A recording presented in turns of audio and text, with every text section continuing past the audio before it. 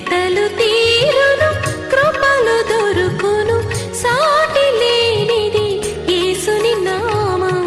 యేసునామమే మధురం, మదిలో తలచిన ధన్యం. యేసునామమే మధురం. ప్రభువునందు ప్రియ దేవుని బిడ్డలారా, నేటి వాక్య ధ్యానము కొరకు ప్రార్థిద్దాం. మమ్ములను మిక్కిలిగా ప్రేమిస్తున్న మా తండ్రి, మీకు వందనాలు, స్తోత్రాలు. క్రమము తప్పకుండా యేసే పరిష్కారాన్ని వీక్షిస్తున్న ప్రేక్షకుల కొరకు ప్రార్థిస్తున్నాను. వారితో మీరు మాట్లాడి వారిని ఆత్మలో బలపరచండి. సత్యము మిమ్ములను స్వతంత్రులుగా చేయును అన్న మాట అర్థం నెరవేర్చండి, గ్రహింపుకి ఇవ్వండి. ఇక్కడున్న మా అందరిలో ఏదో ఒక లోపము మరియు అనేక అవసరతలు జీవితాల్లో కలిగి ఉన్నాము. మీరు సంపూర్ణ సిద్ధి కలుగు చేయగలిగిన దేవుడు. ఈ లోకం అనే పోరాటంలో విజయం ఆత్మపరంగా ఇవ్వండి. మీ కృప చేత మా దినచర్య ముగించబడుటకు మీరిస్తున్న సమస్తమైన కృపకై మీకు వందనాలు. మీ బిడ్డను మీ చేతికి అప్పగిస్తున్నాను. వాక్యము మీది, ప్రజలు మీ ప్రజలు, వారితో మీరు మాట్లాడండి. యేసు నామమున అడుగుచున్నాము తండ్రి, ఆమెన్. ప్రియమైన దేవుని బిడ్డలారా, ఎఫ్ఎస్సి పత్రిక 4వ అధ్యాయము 15వ వచనము మీ ఎదుట ఉంచుకోండి. ఎఫ్ఎస్సి పత్రిక 4వ అధ్యాయం 15వ వచనం. 15వ వచనం కొంచెం లెంగ్దీ వర్స్, కొంచెం పెద్ద వచనం. పూర్తిగా చదివి కొన్ని మాటలు చెబుతాను. 14, 15 కలిపి ఒక వచనం. ఎందుకంటే 14 వచనము కామాలతో ఉంది. కామాస్ 1, 2, 3 కామాలు ఉన్నాయి. 15వ వచనం దగ్గర 4వ కామా ఉండి 5వ ఫుల్ స్టాప్, 5వది ఫుల్ స్టాప్. 4 కామాలు, ఒక ఫుల్ స్టాప్. ఫుల్ స్టాప్ దగ్గర సెంటెన్స్ కంప్లీట్ అవుతుంది. ఫుల్ స్టాప్ దగ్గర సెంటెన్స్, వాక్యం, వచనం కంప్లీట్ అవుతుంది. ఆ వర్స్ కంప్లీట్ అవుతుంది. కాబట్టి ఇదంతా కంటిన్యూస్గా చదవాలా. 4 కామాలు ఉన్నాయి అంటే ఒకటే మాట అని అర్థం, ఒకటే పదం, ఒకటే వచనం అని అర్థం. వచనం అంతా చదివితే కానీ అర్థం రాదు, అర్థం సంపూర్ణం కాదు. అందువలన మనమిక మీదట పసిపిల్లలమయ్యుండి మాయోపాయముల చేత వంచనతోను తప్పు మార్గమునకు లాగు కుయుక్తితోను గాలికి కొట్టుకొని పోవునట్లు కల్పింపబడిన ప్రతి ఉపదేశమునకు ఇటు అటు కొట్టుకుని పోవచ్చు అలల చేత ఎగరగొట్టబడిన వారమైనట్లుండక ప్రేమ కలిగి సత్యము చెప్పుచు క్రీస్తు వలె ఉండుటకు మనం అన్ని విషయాలలో ఎదుగుదుము.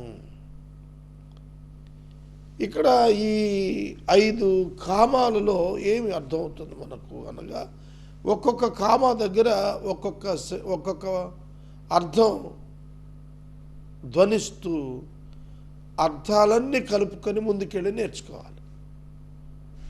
కాబట్టి అందువలన మనమిక మీదట పసిపిల్లలమై ఉండి మనుషుల మాయోపాయముల చేత వంచన చేత తప్పు మార్గమునకు లాగు కుయుక్తితో గాలికి కొట్టుకుని పోవునట్లు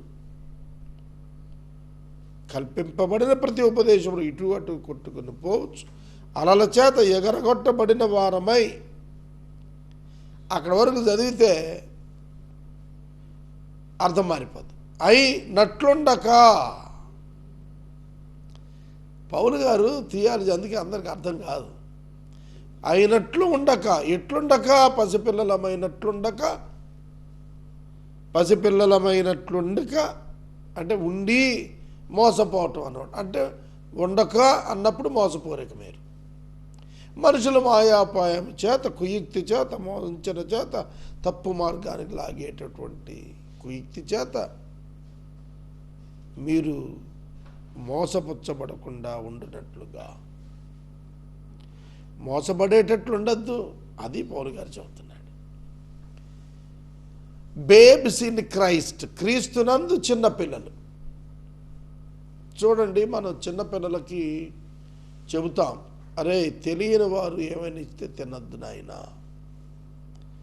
రైల్లో ప్రయాణం చేసేప్పుడు కూడా తెలియని వారు ఏదైనా ఆఫర్ చేస్తే తినద్దు అనుకుంటాము. ఎందుకంటే అలా తినేస్తే అందులో ఏమైనా మత్తు పదార్థాలు పెట్టి మనల్ని మోసగిస్తారేమో, చిన్నపిల్లలైతే ఎత్తుకుపోతారేమో. కాబట్టి ఎవరు పడితే వాళ్ళు ఏదది ఇస్తే తినద్దు అని అంటాం. జాగ్రత్తలు నేర్పుతాం. పౌలు ఎఫెసీ సంఘానికి పసిబిడ్డలను నేర్పినట్లుగా నేర్పిస్తున్నాడు. పసిబిడ్డలకు నేర్పిస్తున్నాడు. బాబు, చిన్నపిల్లల్లాగా ఉండకండి. Don't be matured, be matured. పరిపక్వత లేని పసిబిడ్డల్లా మీరు చేసుకోవద్దు, మిమ్మల్ని మీరు ఉంచద్దు. Grow in spirit, grow in spirituality. ఆత్మలో, ఆత్మీయతలో ఎదగండి. మనుషుల మాయోపాయం వంచన,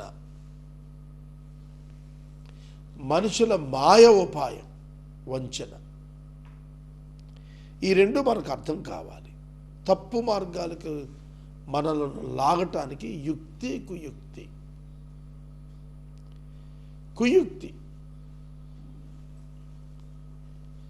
యుక్తిపరుడు, కుయుక్తిపరుడు అంటే మోసపూరితమైన వ్యక్తి అని అర్థం.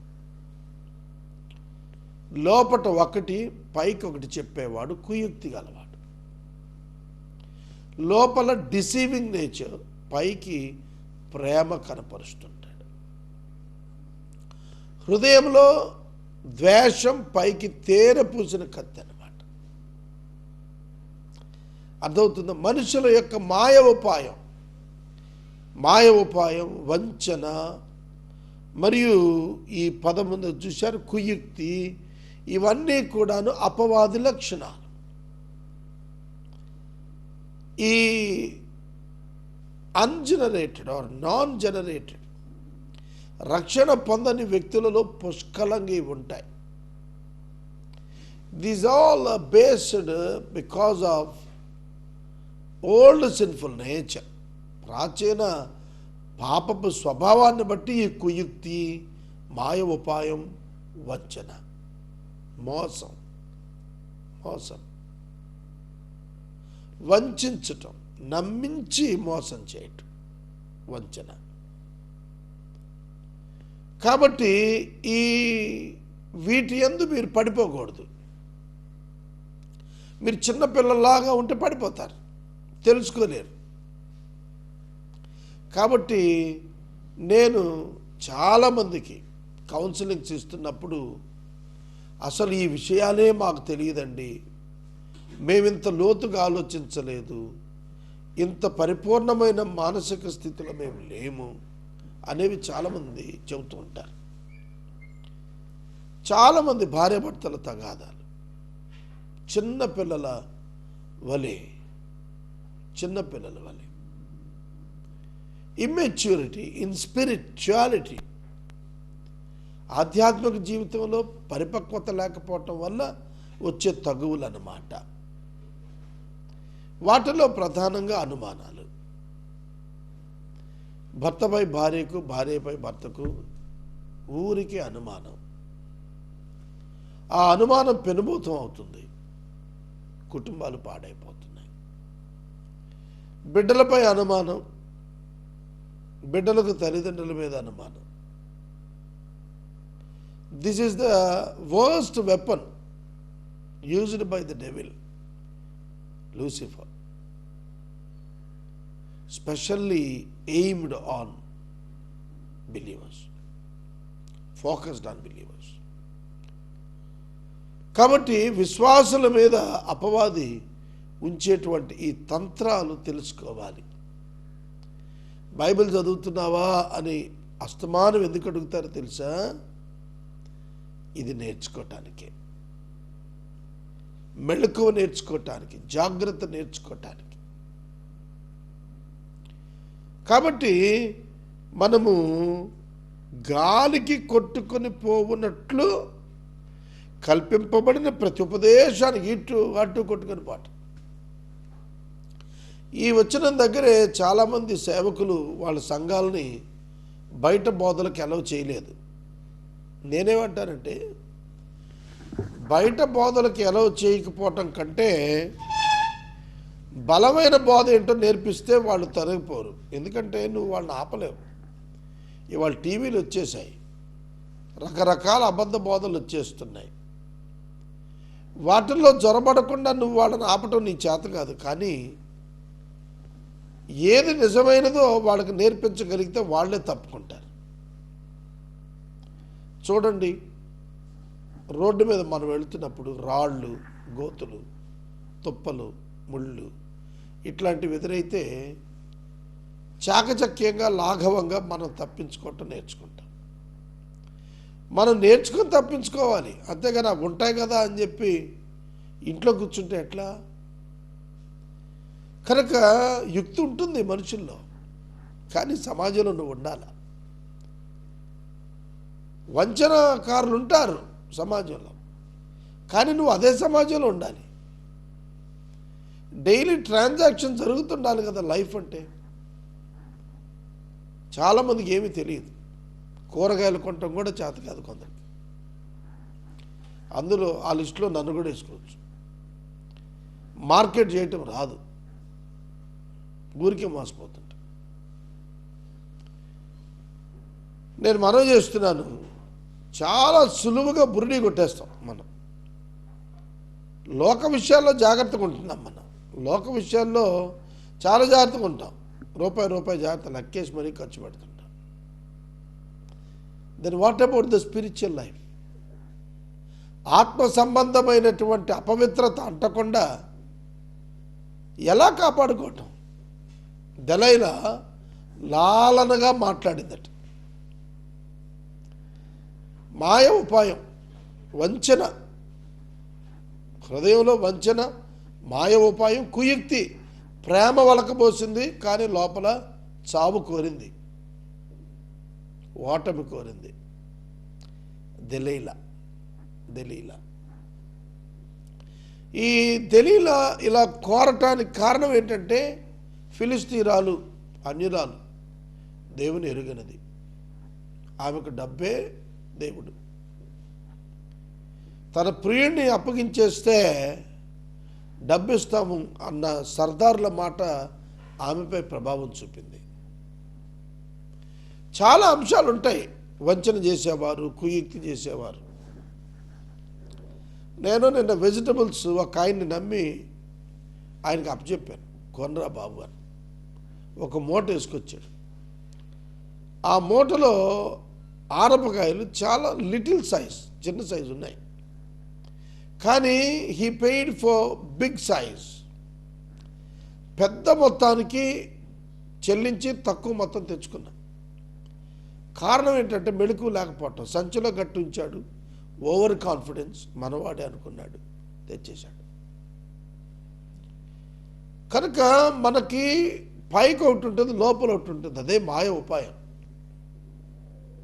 తెలుసుకోవాలా. అలా తెలుసుకోకపోతే మోసం చేసేస్తారు. చదువు లేనివాడు చదువుకున్నవాడు తొందరగా మోసం చేస్తాడు. నేను కొన్ని చోట్ల చూశాను. అలాగే మెకానిక్స్ ఉంటారు. నాలెడ్జ్ లేకపోవటం వల్ల వాళ్ళు ఏం చెప్తే అది మనం ఫాలో అయిపోతుంటాం, సబ్జెక్ట్ లేక. ఇది లోకపరంగా. ఆత్మ సంబంధంగా మనం చూస్తే మనలను భ్రష్టత్వం వైపు నడపడానికి కొన్ని తలంపులు సాతాను తెస్తుంటాడు. కొందరు మనుషుల ద్వారా కొన్ని ట్రాన్సాక్షన్స్, కొన్ని జాయింట్ వెంచర్స్ తెస్తానికి చూస్తాడు. అది దేవుని నుండి కలిగింది కాదని మనం గ్రహించాలి. ఒక సోదరుడు ఈ మధ్యన టీవీలో మాట్లాడటానికి వచ్చాడు నా దగ్గరికి. నేను వెంటనే చెప్పాను, this is nothing but the temptation from devil. నువ్వు టీవీలో మాట్లాడటం తప్పు కాదు, కానీ దానితో ఆర్థికపరమైనటువంటి స్టెబిలిటీ కొరకు ఈ ప్రోగ్రాం వాడుకోవాలనుకున్నావే, అది తప్పు, అది యుక్తి, అది వంచన, సెల్ఫ్ డిసీట్. నేను యేసు ప్రభు సేవకు వచ్చాను 28th year 27th year. ఈ 27-28 సంవత్సరాల్లో 27-28 సంవత్సరాల్లో నేను ఈ వృత్తిని నేను సంపాదన కొరకు, సంపాదన జీవనోపాధి వేరు, సంపాదన వేరు. జీవనోపాధి ధర్మం, సువార్త ప్రకటించేవాడి జీవనోపాధి వరకు ధర్మం. కానీ సంపాదన ఉందే, ఆర్జన సంపాదన, becoming rich on the projects, that is sin. అదే యుక్తి అంటే, అదే మాయ ఉపాయం అంటే. ఈ ప్రోగ్రాం చేస్తే అంత మిగులుతుంది, దట్ ఈస్ డిసీట్ఫుల్ హార్ట్.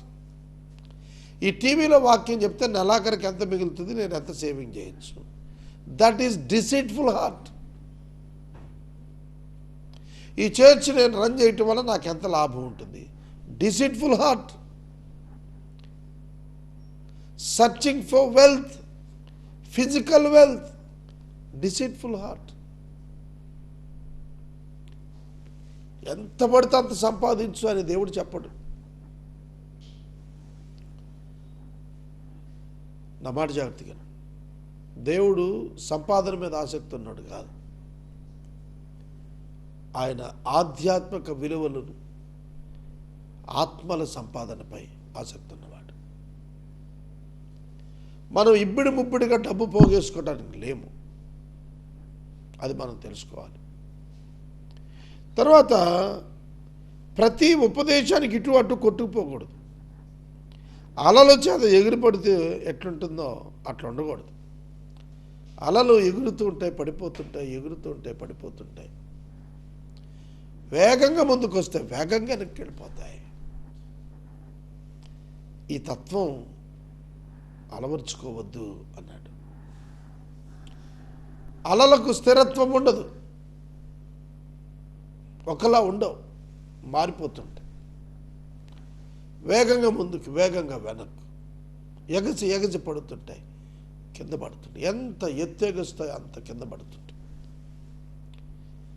ఈ అటు ఇటు కొట్టుకుపోవటం పొట్టు, పొట్టు ఇటు అటు కొట్టుకుపోవటం.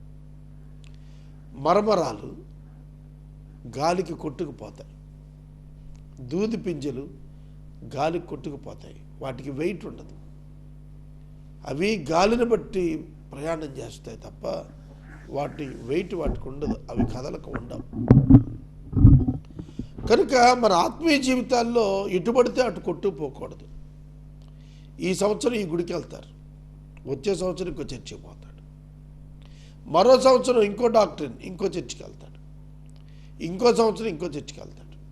ఇలాంటి వాళ్ళు లేరా? ఎందుకు ఒక చోట స్థిరంగా ఉండలేకపోతున్నావు అయ్యా? ఉపదేశాలతో కొట్టుకుపోతున్నాడు.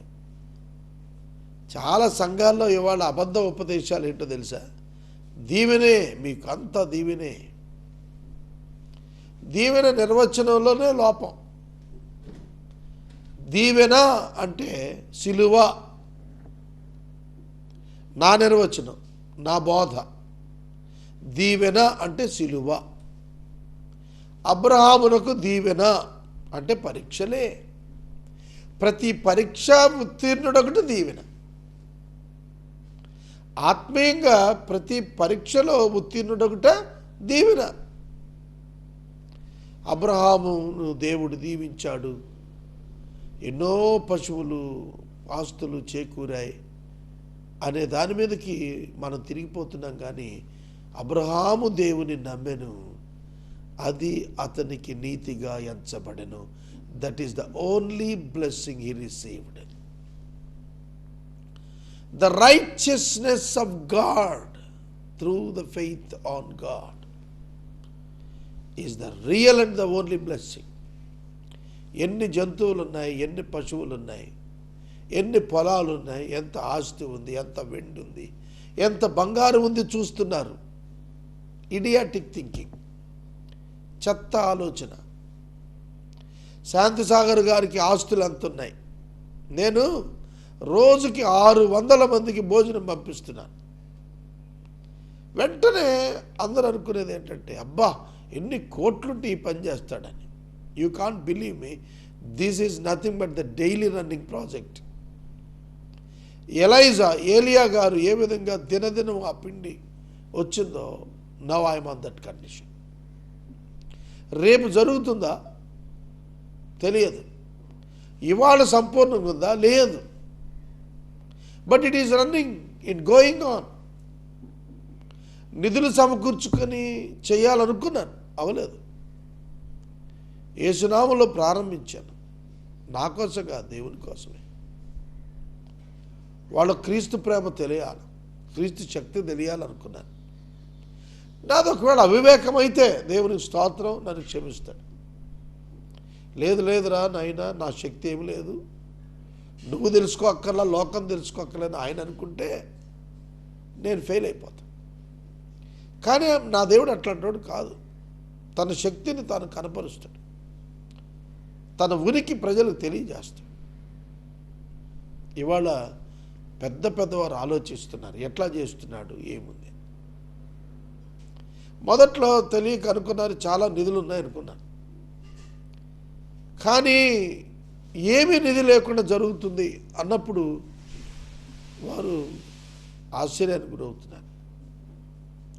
నేను ఎందుకు చెబుతున్నానంటే, దేవుడు ఆత్మ సంబంధమైన విషయంలో అభివృద్ధి కోరుతున్నాడు, భౌతిక సంబంధమైన శ్రమల గుండానే నడిపిస్తాడు. ఆత్మ నలిగిపోతుంది, ఆత్మ నలిగిపోతుంది, అయ్యో అనే నిత్య స్థితిలో ఉంటుంది. అది దీవెన. డబ్బులు లేకపోవటం దీవెన. అరే ఇదేం బోధరా బాబు అని మీరు అంటారా? యేసయ్య దగ్గర డబ్బు లేదు, ఆయన డబ్బు రేజ్ చేసుకోవాలంటే చిట్టకేస్తే డబ్బు. ఎందుకో తెలుసా? ఆయన పాదాల మీద అచ్చ జటామాంస అత్తరు 300 దేనారాలతో కొనుక్కొచ్చి కాళ్ళ మీద పోసింది ఒక ఆవిడ. 300 దేనారాలు అంటే 20,000 పీపుల్ ఫీడింగ్ ఆ రోజుల్లో. యేసు కాళ్ళ మీద పోసింది, ఆ డబ్బులు సంచి నాకు ఇయ్యంటే ఇవ్వదా? చెప్పండి. యేసు మృతునందున వారు లేపాడు, ఎంత ఇస్తే రుణం తీరుద్దండి? యాయిరు కూతుని లేపాడు కదా.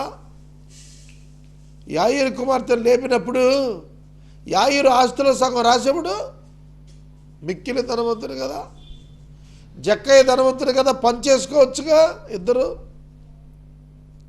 అరే బాబు పూర్ పీపుల్కి ఎందుకు నాకు హీరా అన్నట్టు ఎవడా? దయచేసి అర్థం చేసుకోండి, God's way is entirely different from the mammon. ధనదేవత కాదు, మన దేవుడు వేరు. ఈ లోకంలో చాలామంది క్రైస్తవులు ధనమును యజమాని చేత నడిపింప పూనుకుంటున్నారు. కాదు, దేవునితో దేవుని శక్తితోనే నడవాలి. ధనం అవసరం మేరకు దేవుడు ఇస్తాడు, ధనమే సమస్తం కాదు. ధనముంటే కొండ మీద కోతి దిగొస్తుందనే సామెత క్రైస్తవుడికి వర్తించదు. కొండ అక్కర్లేదు, దాని మీద కోతి అక్కర్లేదు. ధనం లేకపోయినా అంతకంటే పెద్దవాటిని దేవుడు అనుకూలం చేస్తాడు. కాబట్టి ఇటు అటు ఇటు అటు కొట్టుకుపోయే బోధల వైపు తిరక్కండి.